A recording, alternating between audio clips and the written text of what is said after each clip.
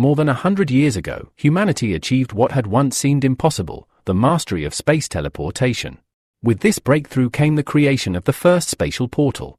But what awaited them on the other side was not just empty space or distant stars, it was an entirely new world. A realm filled with unknown mysteries and unimaginable dangers. To their astonishment, this new dimension was teeming with bizarre, otherworldly creatures, towering beasts and monstrous predators that defied all known classifications. The advanced weapons that mankind had developed over centuries proved utterly useless in this terrifying new landscape. And as it turned out, the portal they had opened could not be closed. Humanity was trapped, no longer the dominant force, but rather the hunted, sitting at the very bottom of the food chain. At first, people struggled to survive, trying desperately to avoid becoming prey for the powerful creatures that now surrounded them. But as with any species faced with extinction, adaptation began. Everything changed when one man dared to do the unthinkable. He consumed the flesh of an alien beast. His body underwent a strange transformation, sparking a genetic evolution that granted him powers previously unknown to humankind. This discovery led to a new survival strategy, hunting these monsters, capturing their souls, and merging them with human bodies. With every successful fusion, people grew stronger. Over the course of a century, this brutal evolution reshaped humanity. Through soul merging and genetic mutation, some individuals became so powerful that they were worshipped as gods. In this unforgiving world, where only the strong survived and the weak perished, the era of divine evolution had begun. This is the world known today as the refuge of the gods. Within this perilous realm lives a young man named Hansen. Though his powers are still dormant, his life is already marked by conflict. It has only been a month since he arrived at one of the shelters, known as vaults, but in that short time, he has made enemies. His offense? Claiming the souls of beasts that others had marked for themselves, breaking the unspoken rules of survival among the hunters. To some, his actions are disgraceful, an act deserving of death. But here, morality is a luxury. In the refuge of the gods, survival is the only law. Kill or be killed. Evolve or be consumed. And for Hansen, the stakes are simple. He will either gain everything or lose everything. For him, it truly is a matter of life and death. A month ago, on his 18th birthday, Hansen arrived at the Steel Armor Shelter, one of the most renowned of the vaults. He entered through a massive tunnel, full of hope that this place would be the beginning of a new chapter in his life. But fate had other plans. Hansen had not come here willingly. His father had died suddenly. His mother, plagued by illness, was unable to work. His sister needed money for her education. Left with no other option, Hansen became the sole provider for his family. The vaults, dangerous as they were, offered the only path forward.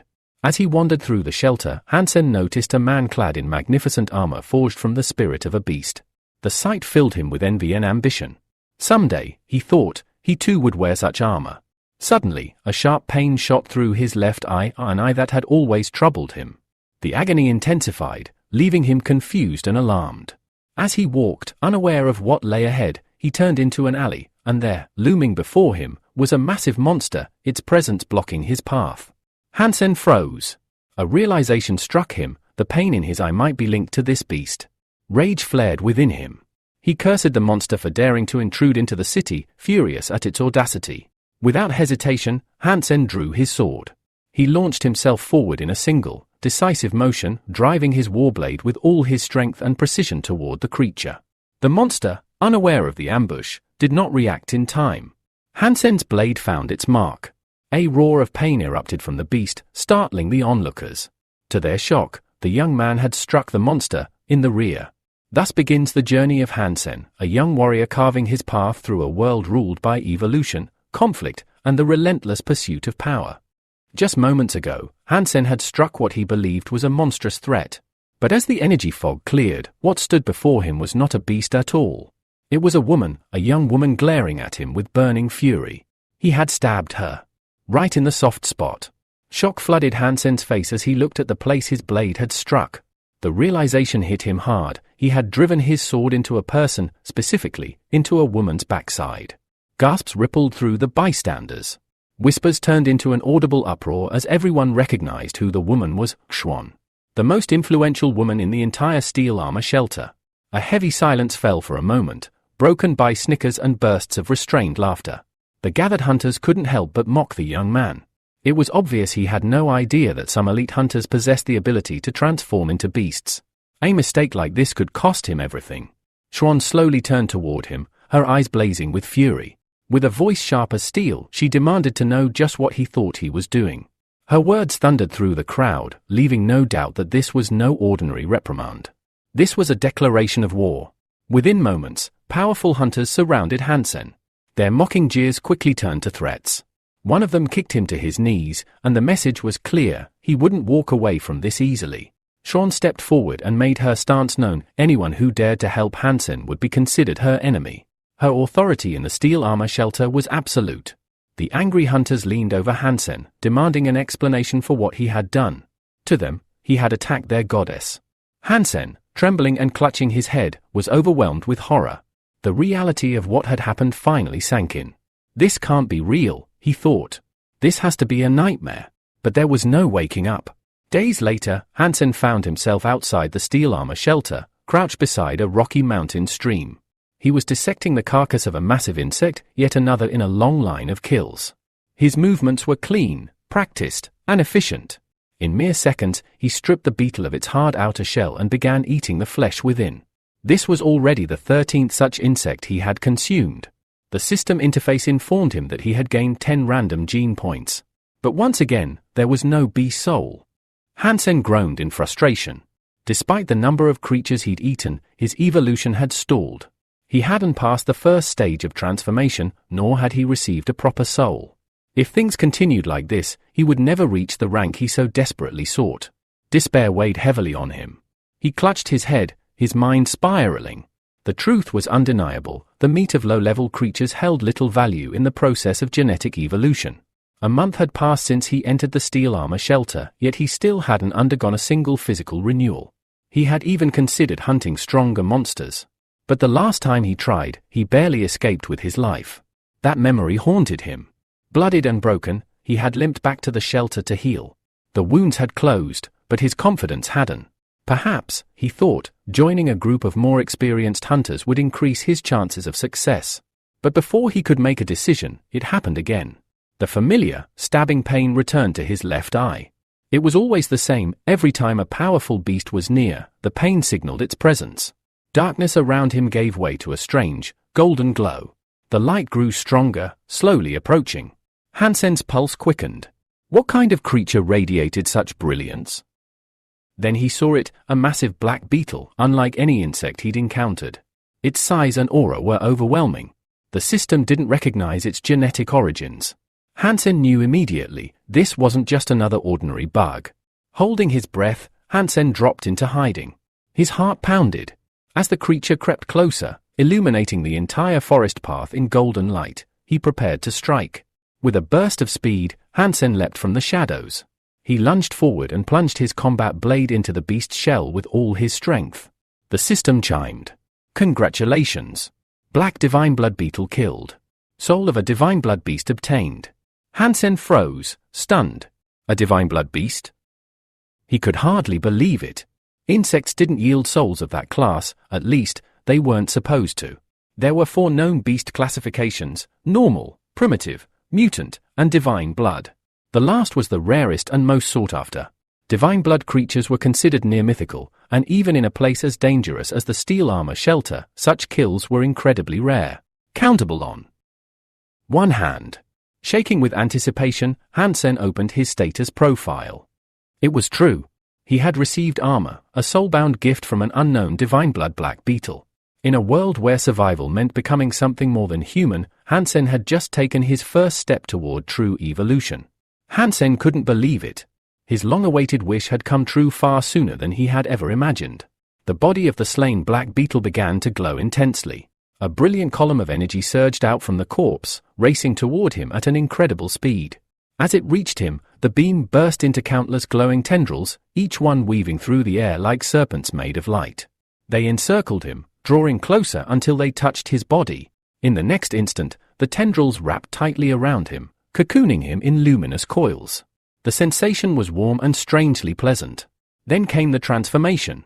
Before his eyes, his body was engulfed in radiant, golden armor. Plates of shimmering divine steel formed over his skin, locking into place like living metal. Within seconds, Hansen was completely transformed, no longer just a man, but a warrior cloaked in magnificent divine beast armor. He leapt into the air, amazed at how light and agile he felt despite the armor's heavy appearance. The strength, the fluidity, everything about it was beyond anything he had ever experienced. This was far more advanced than the primitive armor worn by hunters in the steel armor shelter. Hansen couldn't believe it. For so long, he had only admired such equipment from afar, jealous of those strong enough to claim it. And now, he was wearing it himself. Eager to test its power, Hansen approached a massive boulder. He raised his arm and struck. The rock exploded into fragments with a single hit. He stood in awe of his own strength, heart pounding with excitement. Later, back in his room at the steel armor shelter, Hansen sat in front of a pot of boiling soup. Though the meat of slain monsters tasted awful, he considered wasting it a crime. Resources in this world were precious beyond measure. He activated his holographic interface. To his astonishment, the meat from the divine black beetle had granted him 6 divine gene points, far more than he'd hoped for. He smiled. With a bowl of soup made from such a powerful beast, his physical strength would surely continue to grow. As he stirred the broth, his attention was drawn to something inside the beetle's remains, an object unlike any he'd seen. Nestled within the remains was a small, radiant orb. It pulsed with mysterious light. This wasn't part of the insect's anatomy. Curious, Hansen examined it closely. It looked almost alive. Beside him, in a reinforced cage, was a captured alien monster. Hansen assumed it was still asleep. But he was wrong. Without warning, a wet squelch echoed through the room. In a flash, the creature shot out its long tongue and snatched the glowing orb from Hansen's hand. Startled and furious, Hansen rushed to the cage and shook it violently. "Give it back," he shouted. But the monster ignored him. It swallowed the orb whole. Then, silence. For a moment, Hansen wondered if the creature had just killed itself. But his thoughts were cut off as the alien began to convulse violently. A bright green glow seeped from beneath its skin. Its body swelled rapidly, pressing against the iron bars of the cage. The metal groaned, then cracked. With a bone-chilling roar, the creature shattered the cage and charged at Hansen. Reacting on instinct, Hansen drew his blade. The clash was short but brutal. In a final desperate move, Hansen struck with all his strength. The blade sank deep, and the creature collapsed with a savage cry. Panting, Hansen stood over the twitching corpse, shaken from the near-death encounter. A system prompt flashed: primitive green lizard killed. Soul not acquired. Flesh and blood may grant a random increase in primitive genes, 1 to 10 points. Hansen frowned. A primitive class beast? That didn't make sense. Before consuming the orb, the monster had been far weaker. The pearl must have caused it to evolve rapidly. That much was clear. Curious and cautious, Hansen dissected the body, retrieving the glowing orb from within. He turned it over in his hand, deep in thought. If it could mutate a low-tier creature into a formidable threat in mere seconds, what could it do to him? Resolved, he brought the pearl to his lips. This might be the catalyst he needed to finally rise to power. Elsewhere, within the steel armor shelter, a heated family argument was unfolding. Hansen's mother and her daughter sat across from discontented relatives. Tension filled the room. The dispute centered around a bitter topic: the inheritance left behind by the previous generation. All of it had ended up in the hands of Hansen's mother. And not everyone was happy about that. Back at Hansen's family home, the atmosphere had grown tense. His relatives had gathered, pressing his mother to return their supposed share of the inheritance. They claimed that if she did so, she would be allowed to stay in the house alone with her daughter. Hansen's second uncle stepped forward, arguing that she had benefited from the house long enough. Now, it was time to divide the property fairly among all the heirs. The first uncle chimed in full agreement, his tone bitter. He complained that his family had received absolutely nothing from the inheritance, even though they had just as much right to it. One of the women present made a calculated offer. She stated that the house was worth 3 million and proposed giving each party 1 million, leaving the house for herself. But Mama Hansen's voice trembled as she explained that they didn't have 2 million. They were poor. If the house were sold, she and the children would be left homeless. The uncle's face twisted with frustration. He snapped back that she wasn't the only one with problems. His children, unlike hers, hadn't even received an education. Now he needed money, desperately. Realizing the conversation was going nowhere, the man gave her an ultimatum: either sell the house or be taken to court. With that, the relatives left. Mama Hansen sat silently on the porch, her thoughts spiraling in despair. She stared at the worn floorboards, her heart heavy. Hansen was furious. How dare they come and try to take the old house, his father's house, from them? He recalled the time when his father had helped those very same relatives, paying off their million-dollar debts. And now they had the audacity to demand more. Mama Hansen sat with tears streaking down her cheeks. Her husband had died in vain, she thought, after falling out with the Star Group. And now, she couldn't even protect the home he left behind. Her sense of helplessness crushed her. But Hansen gently placed a hand on her shoulder. He told her not to worry. He had already contacted a lawyer, a professional who promised to defend them. The reassurance gave her a glimmer of hope. Maybe, just maybe, they wouldn't lose their home after all. Still, Hansen was seething inside. He was furious that his relatives would stoop so low as to harass his mother and sister. One way or another, he vowed, they would be held accountable.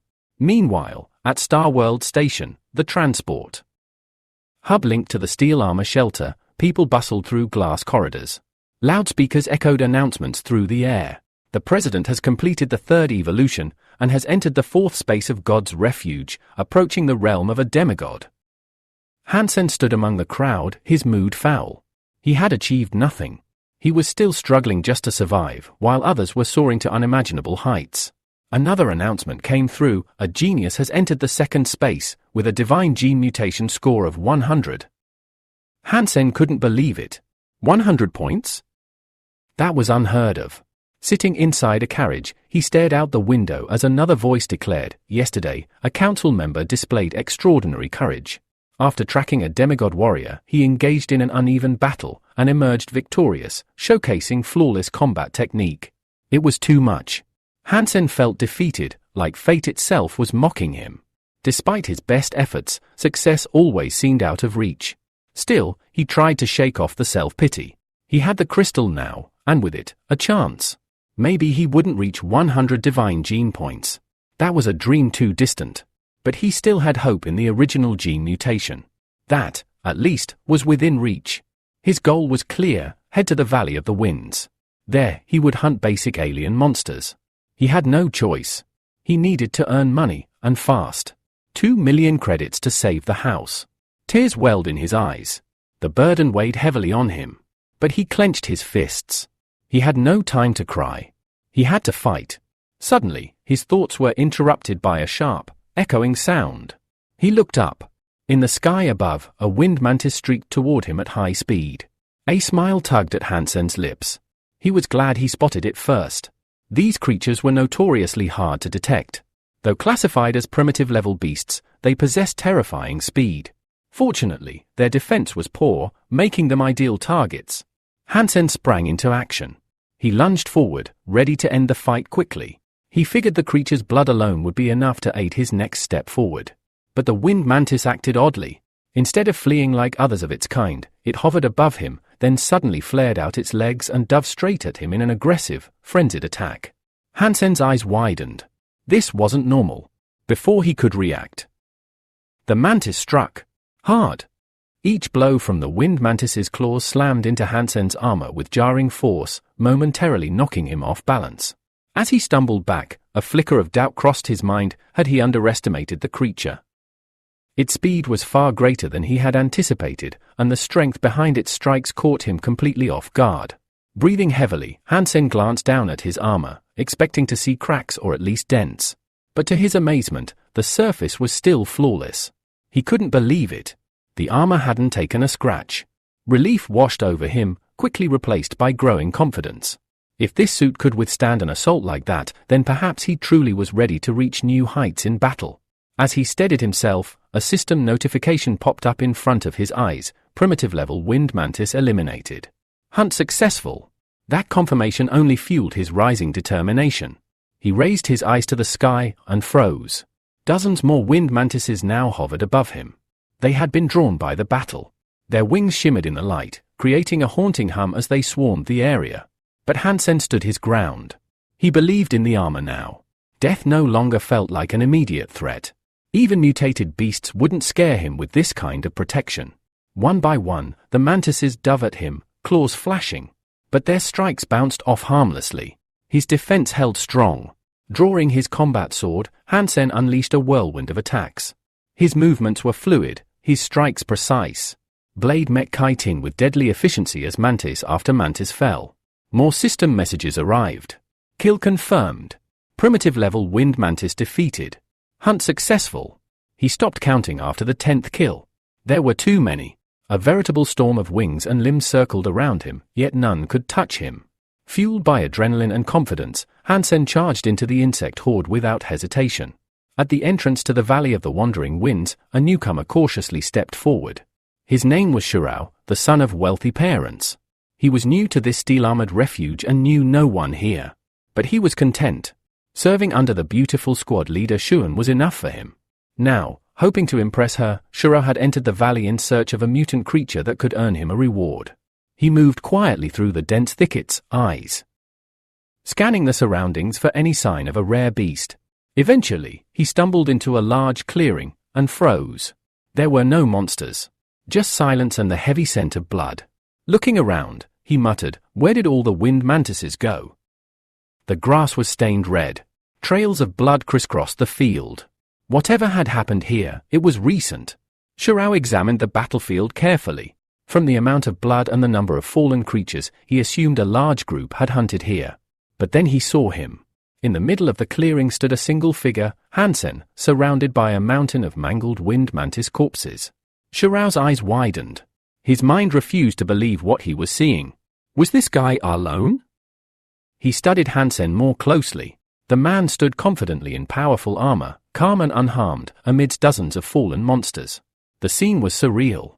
Did you really do this alone? Shirao finally asked, still in disbelief. Or did you have help? Because I just can't imagine one person handling all this. Hansen turned to face him, calm and straightforward. I'll sell them to you. 1,000 each, he said. Shirao blinked. That was a solid offer. More than fair. And he'd get far more value than he expected. Still stunned, Shirao confirmed, "You're really selling them for 1,000 each." Hansen nodded. Without hesitation, Shirao pulled out a thick wallet. "I'll pay more," he said quickly. "And if you find anything else, anything, I want to buy it." It was clear. Shirao wasn't just looking to buy. He was proposing a long-term business relationship. Hansen agreed. "Tell me your name and your room number. I'll let you know if I find anything you can use," Hansen said, slipping back into a businesslike tone. Shirao did exactly that. Then, in return, he asked, "What's your name? What room are you in?" But Hansen didn't answer. Instead, he raised a hand in farewell, turned around, and walked away. "I'll see you when I've got something," he called over his shoulder. Shirao waved goodbye, grinning. "I'll call you money, brother," he shouted. "I'll be waiting for your next visit." After clearing the skies of wind mantises, Hansen set his sights on tougher prey. It was time to raise his hunting level. His next target, the copper-toothed wolves, beasts far more valuable than mere insects. As soon as Hansen approached their lair, the wolves noticed his presence. A feral growl echoed across the field, and in an instant, the pack lunged at him. Hansen didn't flinch. His armor burst with radiant light as he charged directly into the pack. Dozens of snarling predators surrounded him, but he met them head-on, slashing and striking with precision. Each blow landed cleanly, cutting through fur and muscle. The system chimed, "Primitive copper-toothed wolf eliminated. Hunt successful. No soul absorbed." Hansen narrowed his eyes. That wasn't what he wanted. Last time, he had killed all the wind mantises on instinct. This time, he had a plan. He allowed one of the wolves to live just long enough. He fed the beast a bee soul pearl, then quickly finished it off. Soul absorbed, the system reported. Soul type, weapon enhancement. A rush of energy erupted from the creature's corpse, swirling through the air like a glowing mist before sinking into Hansen's palm. He had done it. The soul had been successfully captured. Satisfied with the result, Hansen began his journey back to the Steelgate shelter. Behind him, he dragged his prize, bound and secured. But something felt off. As he neared the gates, a thunder of hooves echoed in the distance. A large group of riders approached fast. It was the retinue of the Divine Sun. Hansen immediately recognized them. Their numbers were vast, and their presence signaled something significant was about to unfold. At the center of the procession was Chinsuan, the Divine Sun himself, a proud, temperamental man with a cruel streak. He was also Shuan Suta and didn't tolerate disrespect. The moment Qinsuan saw Hansen, he sneered. The boy's calm, indifferent gaze angered him. Without warning, Qinsuan lashed out with his whip. The strike landed hard against Hansen's side, sending a jolt of pain through his body. "How dare you sell primitive creatures so brazenly?" Qinsuan roared, his voice dripping with disdain. Hansen clutched his side, the pain flaring. He glared back, thinking to himself that the man before him was clearly unstable, possibly even deranged. Around them, other hunters began to whisper. "That's the guy who stabbed Shuan in the butt before, right?" One murmured. The crowd stirred with recognition. Qinsuan raised his voice for all to hear. "Anyone who trades or associates with this man will regret it. Mark my words." One passing hunter sneered. "You're lucky we're in a rush. Next time, I'll beat the hell out of you." Hansen said nothing, silently labeling them all as lunatics. He knew what he had to do. He needed more power. Fast. With the soul crystal in hand, he hurried back to his room in the steel armor hideout. There, he locked his captured beast in a reinforced cage. He studied the creature. Its fur looked like polished metal, typical of a mutated copper-toothed wolf. But something was strange. This one had a different coloration and lacked the same strength. Why the difference? Hansen considered the idea that evolution, whether primitive or mutated, might simply be too slow. He needed a faster path to growth. Before he could ponder further, voices drifted in from the room next door. He paused, then moved quietly to listen. What he heard made his blood stir. A conversation between two men revealed that 3 major clans had gathered near the mountain ridge. The reason? A divine-blooded beast had been spotted. Hansen's heart pounded. This was a rare opportunity. A creature with divine blood could change everything. Without a second's hesitation, he rushed toward the mountain slope. He climbed quickly, lungs burning, hoping he wasn't too late. When he finally reached the summit, he crouched, catching his breath, then looked out into the valley below. A massive battle was already underway. Qinsuan barked orders, and his hunters formed a tight battle line. Slowly, they advanced toward the target. Qinsuan, mounted on a powerful beast of his own, ordered his men to circle from the opposite side. His strategy was careful and calculated. But the creature they faced was a monster of myth. With a massive 2-handed axe, the divine-blooded beast towered above the battlefield. Each swing of its weapon sent hunters flying. They tried to surround it, but the beast broke their formation with ease. Bodies flew, weapons shattered. Hansen watched in awe. He had never seen anything like it. This was the power of a divine-blooded monster. The divine-blooded monster let out a terrifying scream and swung its massive axe in wild, deadly arcs. Each strike forced the hunters back, scattering them like leaves before a storm. The battlefield trembled with the sheer force of the beast's fury. Qinsuan, now on foot, charged straight toward the monster, his expression twisted with rage. "I'll destroy you this time, you wretched thing," he bellowed. The surrounding hunters watched with tense anticipation as Qinsuan closed the distance, hoping their leader could turn the tide.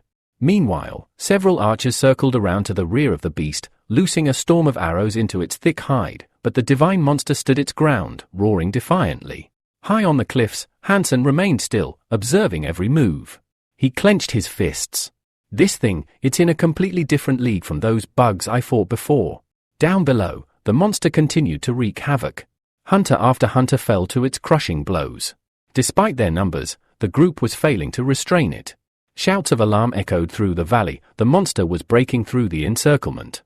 Commanders barked orders to tighten the perimeter, but it was too late.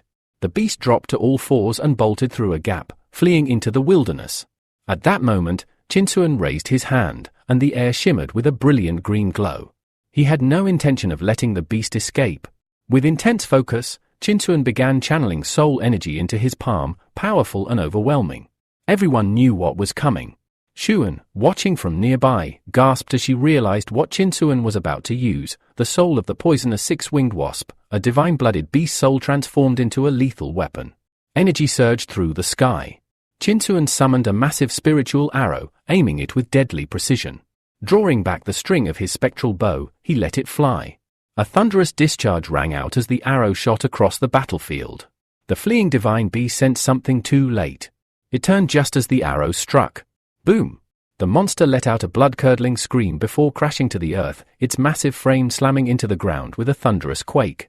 Dust and wind exploded outward. Qinsuan stepped forward, pride radiating from his posture.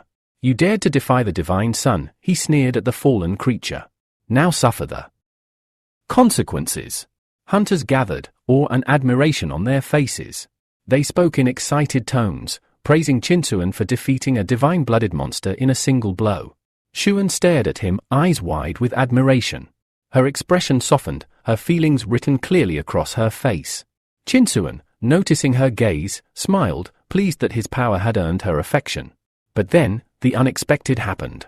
A blinding column of energy rose from the corpse, the divine beast soul beginning to ascend. Before anyone could react, a blur of motion cut through the crowd. Something, or someone, raced past them at impossible speed. Gasps erupted. Hansen? In a flash, Hansen grabbed the divine monster's massive axe, still brimming with energy, and took off without hesitation. Qinsuan's jaw dropped. His eyes widened behind his glasses as he realized what had just occurred. The axe, the soul. Stolen. By him. By that reckless brat he barely tolerated earlier. Still disguised under the nickname Money Brother, Qinsuan was frozen in disbelief. Someone had just robbed him, in front of everyone. The crowd stood speechless. But Hansen didn't care. He dashed away, the colossal axe slung over his shoulders. His thoughts raced. This is insane. I just got a divine-blooded beast soul, and a weapon that could make me rich beyond imagination. Behind him, Qinsuan exploded in fury. After him, he roared. His face twisted with rage, he summoned his beast mount, the Blackbrow horse, and leapt onto it in a single bound. His subordinates followed his lead, curses flying from their mouths as they chased the thief who had dared defy their leader and steal their victory. Hansen ran, pushing himself to the limit, but the axe was heavy. With each step, his breath grew shorter, his strength draining fast. Behind him, the sound of hooves and shouting grew louder. They were gaining on him. He glanced back. A horde of angry hunters was closing in, and fast. His legs burned. The divine genes in his body screamed, working overtime, but even they had limits. Qinsuan narrowed his eyes as he gave chase. How much longer can he keep this up? He growled. He's finished. Hansen knew it too. His lungs burned. His arms ached from the weight of the axe. The pain was unbearable. He stumbled. The footsteps behind him grew louder. He looked up at the sky, then closed his eyes. Mother. Sister. I'm sorry. He had risked everything. And now, it seemed, he had lost. At a critical moment, Hansen hears the voice of his deceased father, clear and resolute, asking him if he's truly going to give up. A vivid image of his father forms in his mind, questioning whether Hansen really believes that surrender is the only way out. Memories of childhood training sessions with his father come rushing back.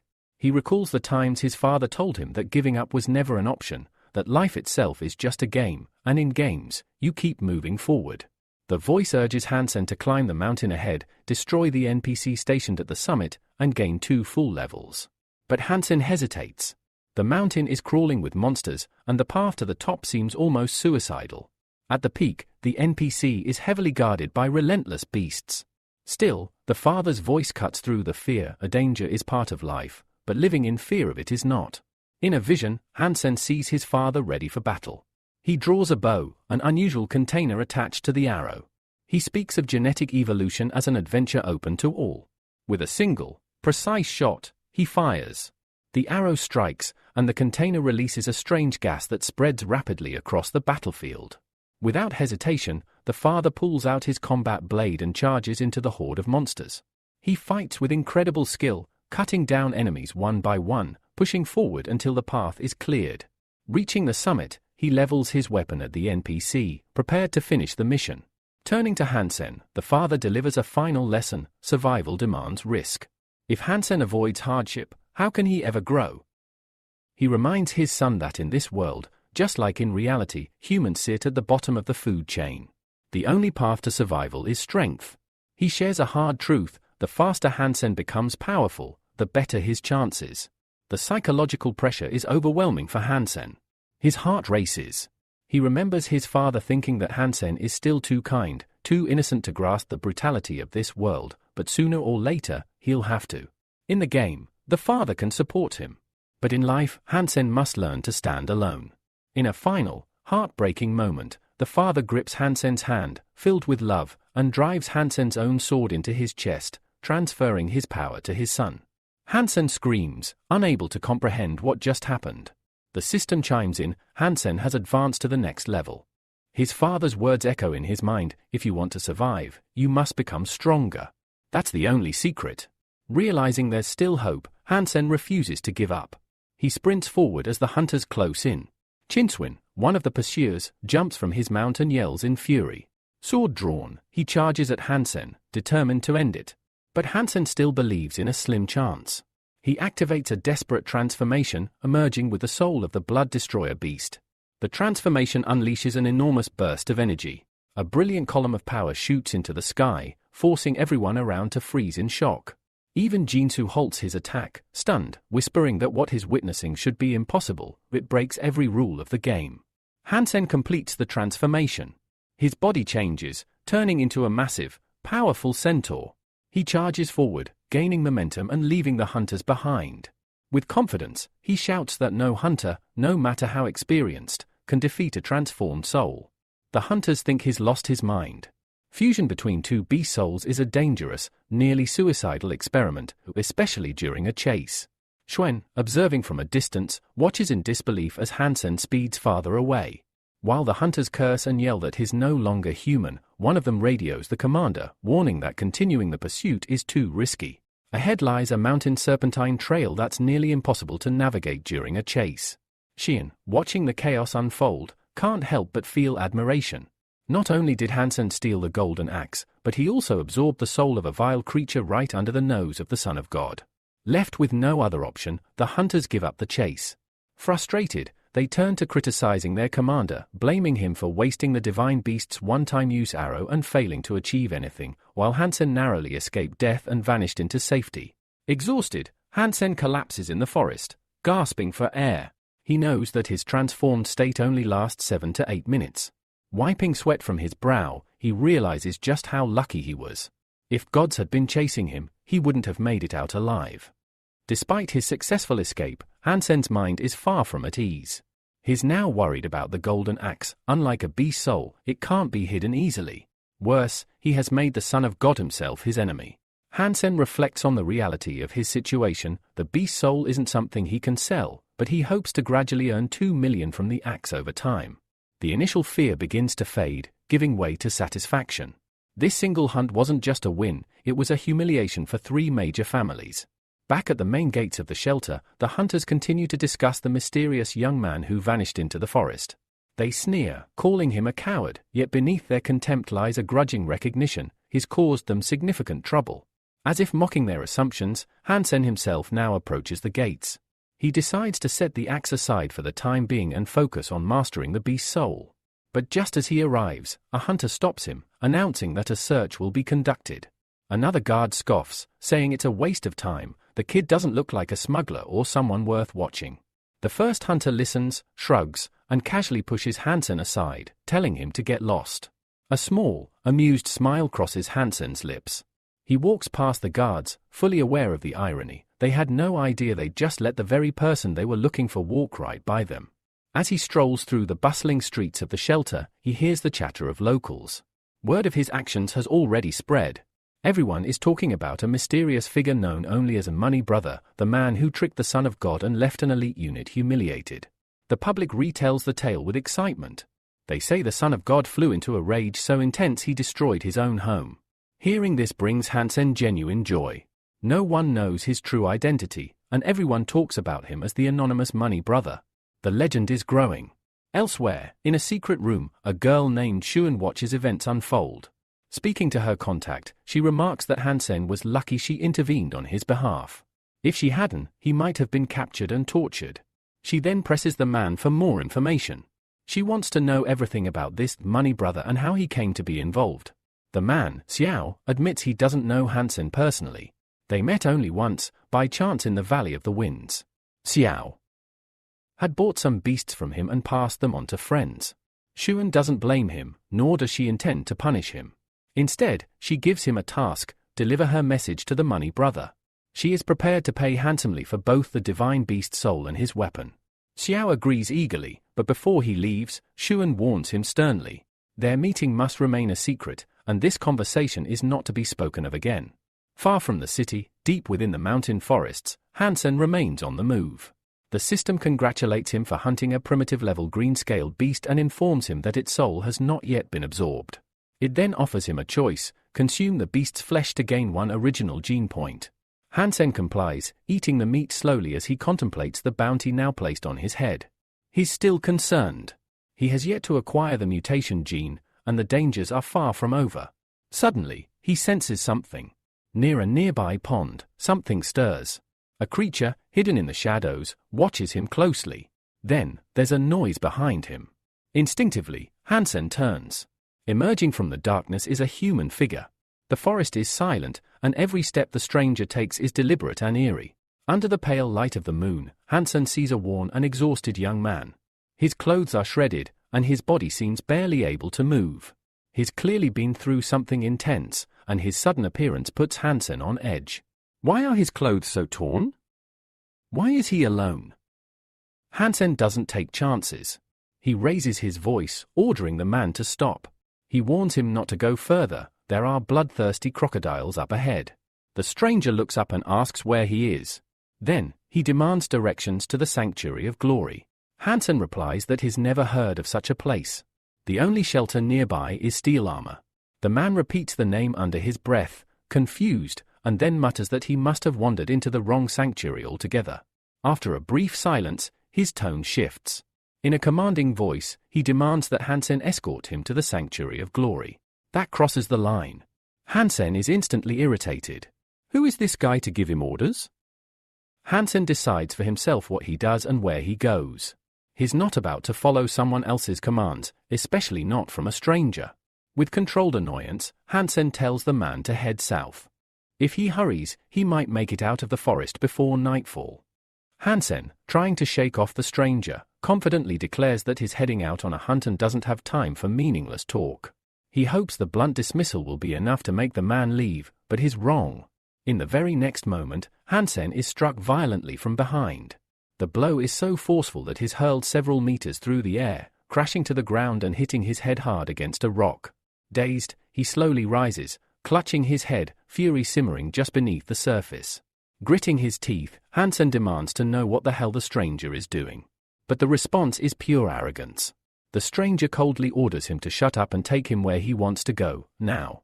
The tone is commanding, disrespectful, and completely dismissive, only adding fuel to Hansen's rage. Without another word, Hansen activates the beast soul. A vibrant flame of energy ignites in his hands, quickly taking the form of a radiant, magical spear. With a steady voice, he warns the stranger he will not be treated like trash. The stranger brought this on himself.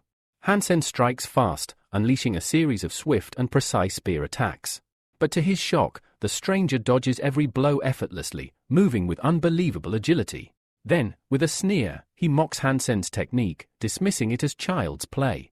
Even without a beast soul of his own, the stranger doesn't consider Hansen a real threat.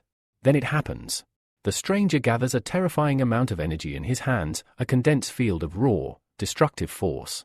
He lashes out with it, landing a brutal blow. Hansen tries to block it with his magical spear, but the attack is so overwhelming, it shatters the spear in two. Stunned, Hansen reels from the impact. How could someone destroy his spear with their bare hands? The stranger answers the unspoken question with chilling confidence. He reveals that he uses ancient martial arts capable of unlocking dormant genetic potential, techniques that produce explosive force, akin to nuclear fusion. It's a skill available only to those in the middle stage of training. With contempt, the stranger raises his hand toward Hansen, calling him an idiot and giving him a final ultimatum: guide him to the sanctuary or die. Hansen snaps. His fury erupts like a volcano. Who the hell does this guy think he is? Hansen roars back that if the stranger wants directions, he'd tell El get them, but the road leads straight to hell. In an instant, Hansen transforms, donning his divine beast soul armor. The suit radiates with power and menace. He launches a furious assault, striking with lightning speed and savage force. But again, the stranger evades every attack with calm, calculated ease. Then, moving into position, the stranger lands a punch at close range. It collides with Hansen's armor, unleashing a burst of energy that blasts both fighters apart. The clash is so intense it shakes the battlefield like a violent storm. Still recovering, Hansen stares in disbelief. Even his armor, crafted from the soul of a divine beast, is taking damage. That shouldn't be possible. The stranger starts laughing, his voice filled with rage and envy. He realizes Hansen is wearing divine beast soul armor strong enough to endure techniques like the ice muscle and jade bone. That fact alone enrages him. With venom in his voice, the man spits out that Hansen isn't worthy of wearing such sacred equipment. He demands that the armor be handed over immediately. Without hesitation, he charges again, this time with even greater force. Hansen is battered by the next wave of blows. The stranger's strikes are too strong, each one feels like it's going to break him. Then, seizing him by the leg, the stranger lifts him and slams him into the ground with devastating force. The pain is excruciating. Hansen screams. The stranger, standing over him, scoffs coldly. He declares that a weakling remains a weakling, no matter what power he's been granted. He mocks Hansen for refusing to give up the armor peacefully. But then, everything changes. A surge of power explodes from Hansen's body. In a blinding flash, he transforms, ascending to a new level. The energy that bursts forth is raw, unstable, and violent. In one clean, brutal motion, he delivers a crushing blow to the stranger's head. Caught off guard, the stranger reels from the impact. For the first time, he feels pain, real, sharp pain. The expression on his face shifts from arrogance to stunned disbelief. Hansen's blood boils. The fury that's been building inside him finally erupts, engulfing him completely. His eyes burn with rage. The real fight has only just begun. Hansen hovers in the air, his body now radiating a powerful energy field. His transformation is complete, and he stares down at the enemy below with cold finality. In a chilling voice, he declares the stranger's fate. He is doomed to die today. The stranger, once confident and arrogant, now looks up in horror. He realizes too late, he's made a fatal mistake. What stands before him is no longer the same Hansen. Drawing upon the soul of the divine beast, Hansen unleashes a devastating assault. The energy surrounding him takes shape, morphing into the terrifying figure of a colossal alien creature. Then, in a blinding flash, Hansen charges. The stranger throws everything he has into defending himself, summoning every ounce of skill and strength. But it's not enough. The beast soul's overwhelming power crushes everything in its path. The stranger is sent crashing to the ground. Stunned, he can barely react before Hansen descends upon him, striking again and again. Each blow is brutal, filled with all the anger and humiliation Hansen has held back until now. The stranger's defenses crumble. Blow after blow rains down. Hansen has become a merciless force of destruction, consumed by fury. His opponent, now broken and helpless, finally pleads for mercy, acknowledging his defeat. But it's far too late. Then, silence. The battle is over. Hansen stares at the lifeless body, breathing heavily. A cold realization settles over him. He has killed a man. For the first time in his life. The rush of battle fades, replaced by shock. He drops to the ground, knees buckling under the weight of what he's just done. Even now, Hansen can't make sense of it all. His opponent was powerful, terrifyingly powerful. Had that man possessed a divine beast soul of his own, Hansen might not have survived. Despite the victory, his own armor was damaged, and his body battered. Driven by curiosity and caution, Hansen crawls toward the fallen enemy and begins to search him. Somewhere in the wreckage of clothes and armor, he finds it, a strange, glowing crystal. Small, bright, and clearly high-tech. It looks like a memory chip. Intrigued, Hansen takes it back to his room in the shelter.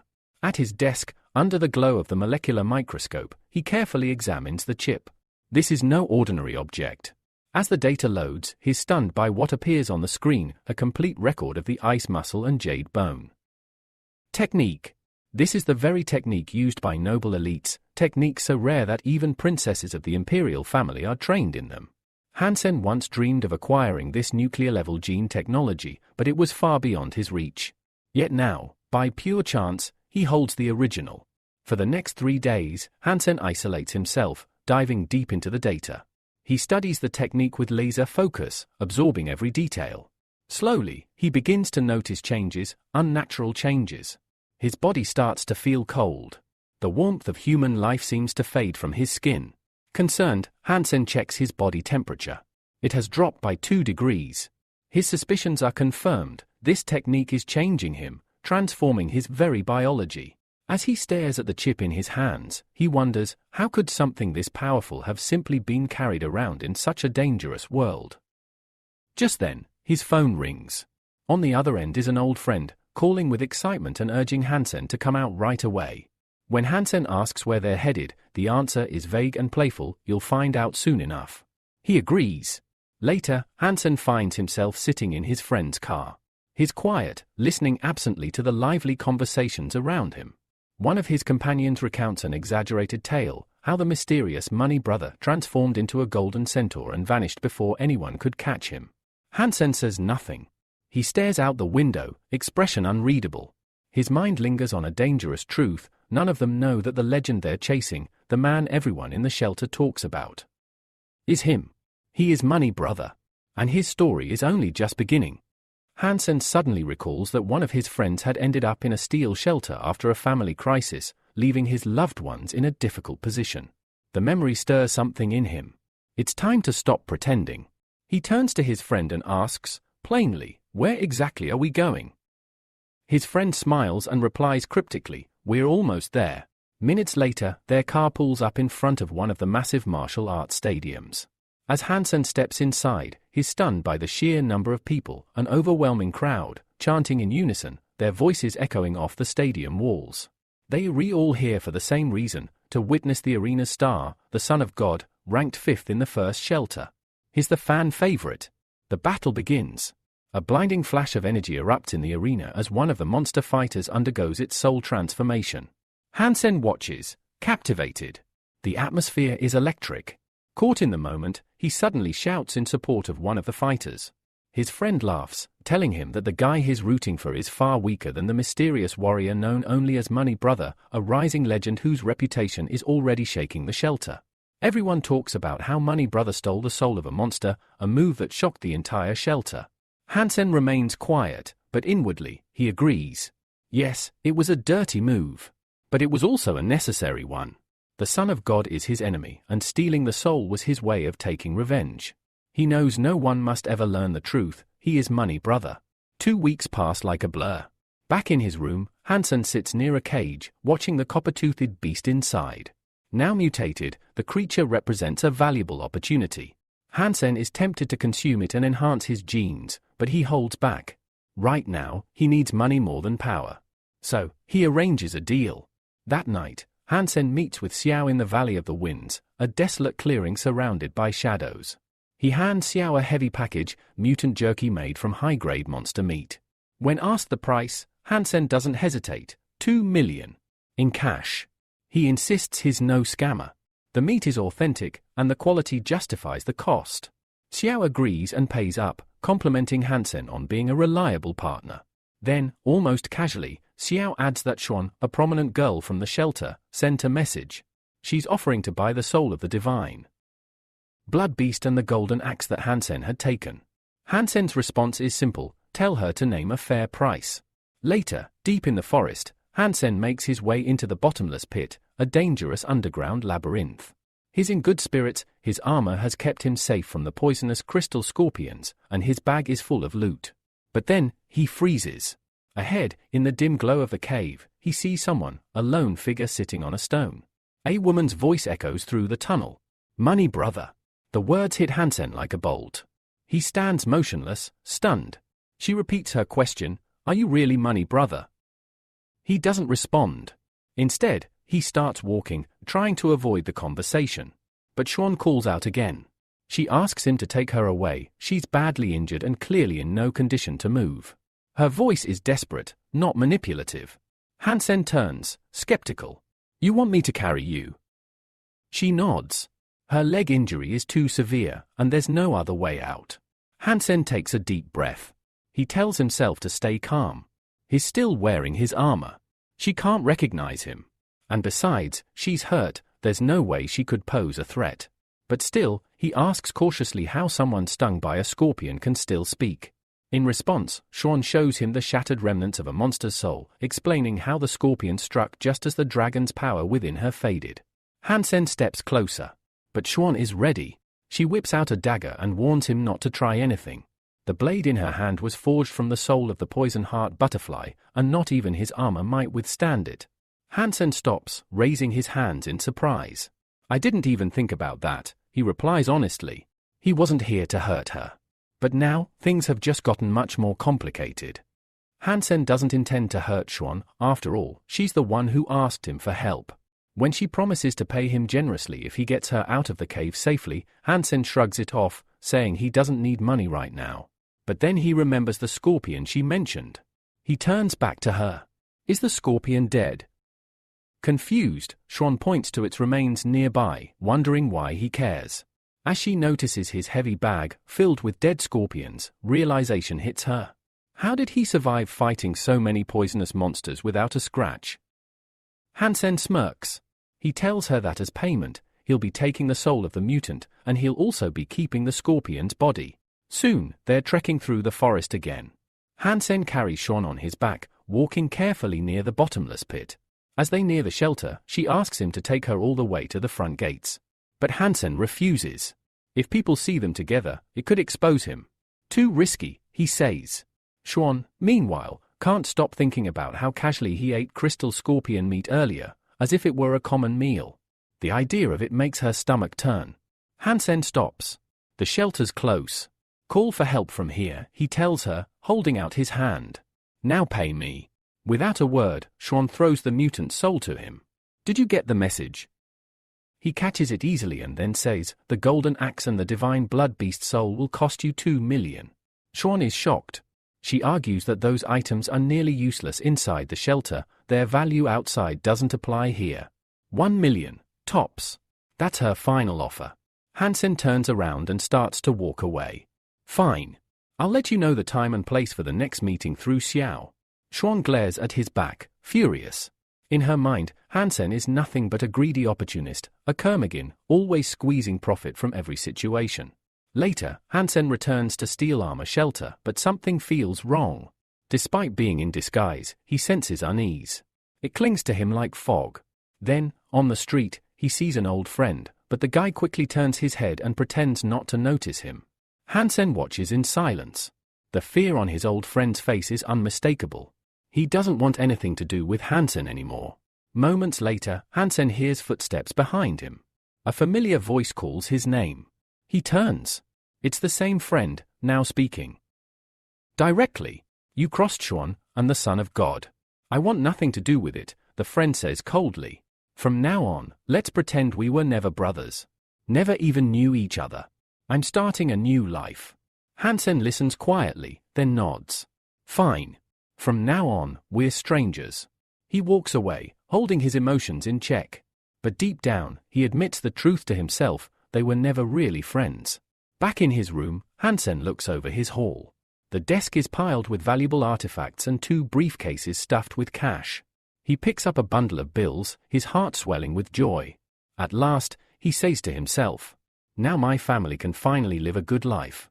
That weekend, Hansen takes his mother and sister out for a walk around the city, a rare treat. He wants them to have a carefree day and forget their struggles. They stop in front of a luxurious pastry shop. Didn't you always want to try sapphire ice cream? He asks his little sister, smiling. Her face lights up. You're the best brother ever? Their mother, however, hesitates.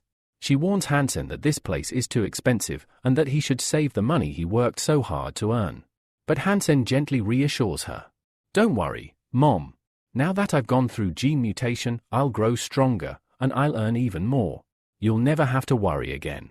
The family heads inside the fancy shop and walks up the staircase to the 2nd floor, excited to enjoy a special moment together. But halfway up the stairs, an employee blocks their path. His face cold, the man says firmly, you can't go up there. Just like that, the mood shifts. As Hansen and his family try to ascend to the 2nd floor of the luxurious pastry shop, an attendant steps in their way. He gestures to a nearby sign and states firmly, the 2nd floor is reserved for celebrities and aristocrats only. The meaning is clear, this place isn't for people like them. Hansen is stunned. He thought having money meant he could go wherever he pleased. But this moment shows him the hard truth, wealth alone isn't enough. Class and status still draw the real boundaries. His mother gently steps in, trying to calm him. It's fine, she says. Buy your sister some ice cream, we'll wait for you outside. Hansen tries to hide his rising anger. But inside, the humiliation stings. That simple wooden sign, it wasn't just a rule, it was a wall.